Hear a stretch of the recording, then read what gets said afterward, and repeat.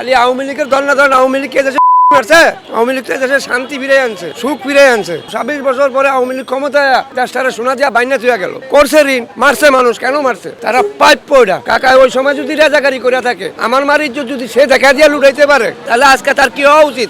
তার ফাঁসি হওয়া উচিত। কিন্তু না, সে যাই মঞ্চের আগে থাকে, এখনো আগে এই সমস্ত রাজাকারের বিচার করেন। খালি আওয়ামী লীগের দল না ধরেন, আওয়ামী লীগ দেশে ফুটকি মারছে, আওয়ামী লীগ দেশে শান্তি ফিরে আনছে, সুখ ফিরে আনছে, জনগণের অস্তিত্ব ফিরে দিয়েছে, মধ্যবিত্ত আয়ের একটা বাংলাদেশ করছে। অন কই গেল মধ্যবিত্ত আয়ের বাংলাদেশ? ডাক্তার ইউনূস খায়া গেল মনে 200 কোটি না 250 কোটি টাকা, তারেক রহমান আইলো 3 মাস, উনি খায়া আইলো 500 কোটি টাকা। এখন ইসলামী ব্যাংকে টাকা নাই, সোনালী ব্যাংকে টাকা নাই, অর্গনী ব্যাংকে টাকা নাই, মানুষ না খায়া মরে, ব্যবসাদাররা ব্যবসা করতে পারে না। কেন এই হয়ে গেল? কেন আপনারা সব পুঁজি ভাটা গাঁটটি বানছেন?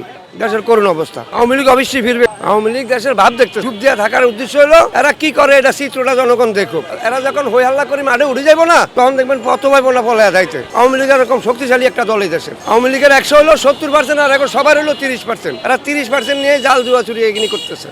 শুক্রে 8 দিন হলো এনসিপির বয়স। এনসিপি অন ধরুস হয়ে গেছে কাকা। এনসিপি ডাকে ওনার মানুষের কথা শুনবো না। ধরসা বোঝেন? কারণ বাংলার না হয় গোলা, না হয় চাউলা, ওটারে কয় ধরসা। এনসিপি অন ধরুস হয়ে গেছে।